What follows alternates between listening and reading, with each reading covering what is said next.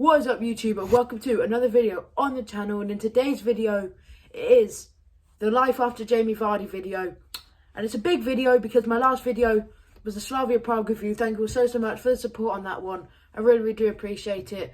We said we wanted to smash 8 likes. We absolutely smashed it. We got 18. Well, it was on 17 last time I checked. So thank you so much for that. In today's video, it is the Life After Jamie Vardy for Leicester City, and that is what today's video is all about. I've got 3 players here, one of which is already at the club, 2 signings which I believe, one we're highly linked to and one will be quite an interesting one to see us bring in. And we're going to be going through them today, how much they're going to cost, how well they've been doing this season, and why I think in the long term they could be the replacement for the Leicester City GOAT. Before we do get into that, make sure to subscribe, like and share the video. Let's see if we can smash 12 likes on this video. I'm going to be uploading on Wednesday, on Thursday and on Friday this week. Today's Wednesday video is obviously this video that you're watching now. Tomorrow's video is going to be the match day vlog of the Burnley game, and then Friday is going to be the first episode of a career mode, which I'm not going to reveal yet because I'll be going out on my Instagram, which you can go follow. It's in the description, w.kc1. Make sure you go subscribe, follow that. And now without further ado, let's get into the video. So the first player who is currently at Leicester at the minute is Harvey Barnes. And we know we're playing him as a winger, and I think that's where he will stay. But it's just a little bit of an outsider for what could happen if we, for whatever reason, didn't really want to spend the money on the other 2 players. Harvey Barnes, as you know, he's lightning quick. He can run past defender. He's got a couple of good skills on him. But the biggest issue, in my opinion, which was stopping Harvey from becoming the great player that he has been this season for us, is his finishing, his goal scoring. Like when we got him back on loan from West Brom, his goal scoring was absolutely shocking. His finishing was dreadful, and it was something the Leicester fans couldn't stand. And this season, his finishing it's been a lot better. It's got to the good standard, but it's still not as good as it can be. So I'm just thinking, if he gets that finishing working with all the other insane assets he has, I feel like Harvey Barnes could be a good striker, but we're going to need to keep him on the wing because our wingers are not very good at the minute. We literally have a couple fit wingers, literally Cengiz Under and Michael Brighton. So not really want to be seeing. But yeah, so we're going to probably keep him on the wing, but it was just a little bit of an outsider for what could have maybe happened. So the next player is Odsonne Edouard from Celtic, and he's not the guy we're massively linked to, and he's not the guy I would personally want.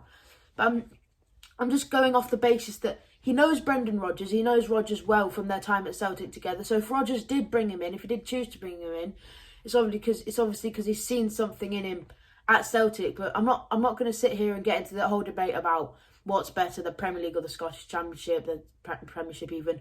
There's a massive difference between the two, as any football fan with half decent knowledge would know.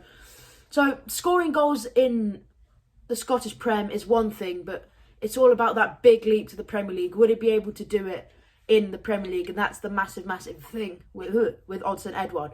He's got 16 goals so far this season for Celtic, and to be fair, that's not too bad. Since Celtic, with the season they're having, they had a chance to go 10 in a row. Rangers running away with it. Got knocked out in the Europa League group stage. It was not going well for Celtic this season, but for Edouard still have banged in 16 goals in the Scottish Prem and 2 in the Europa League, where they got knocked out in the group stage. It's not too bad, to be honest, and I wouldn't mind it if we brought him in, but it's not my first choice and not who I would choose to bring in if I was John Rudkin or Brendan Rodgers right now. And the third and final player, this is who I definitely want to come in, is Ivan Toney from Brentford. And we know he's just got that move from Peterborough. That's why we'll probably have to pay a little bit more for him if we want to get him this summer. And all these players are going to be as backups for a little while Jamie's still firing. He's been off it a bit recently, though, to be fair. I feel like he's lost that yard of pace. He's not getting past the defenders that he used to. So I feel like next season, if it's not over by this season, big controversial statement, this could be but definitely next, probably be our last season of an amazing golden boot chasing Jamie Vardy. So Ivan Toney is huge. We'll probably have to pay 25 to 30 million for him, as well as 20 to 30 million for Odsonne Edouard. So we've got this kind of money in the bank, especially after our Europa League run, which wasn't very, I'm not going to get back into that. I'm still upset about that one.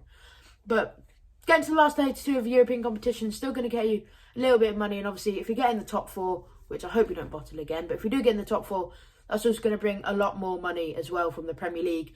So we should be able to pay these fees without any real hesitance, any real issue. So Ivan Toney's 24 goals for Brentford.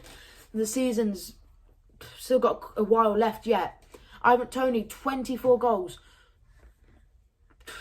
in the Championship, which is a difficult league, as you all know, with all the fixtures they have and stuff. 24 goals for Brentford, who are battling for promotion. He's the main reason they're doing that. Take away their talisman. They don't really have a backup striker. Take away Ivan Toney and they're mid-table at best. Not at best. They're mid-table. They're probably not even battling for the playoffs. So he is crucial for them trying to get into the Premier League. And for us to get Ivan Toney, I think we're going to need Brentford to not go up. Because if Brentford go up, Ivan Toney's obviously going to stay with them, try and keep them up. No one does that. If they manage to get a team promoted, they don't leave in that summer. They play a season with that team in the Premier League. So we're going to not want Brentford to go up, which is a shame, because I would have liked to see Brentford in the Premier League. I'm not calling them a small club, but I do like to see teams like that get up in the Premier League, see how they do. Teams like Bournemouth, who obviously lasted a while, but we're going to need Ivan Toney to not get promoted if we're going to have any chance of really, really signing him. So yeah, they are the 3 options that I'm talking about. Leave your thoughts on them in the comment section down below. Make sure to subscribe, like, and share the video. And I'll see you all tomorrow for a very, very must-win game. Burnley versus Leicester City. Thanks so much for watching. Make sure to subscribe, like, and share the video. Stay safe. Have a good one. Peace.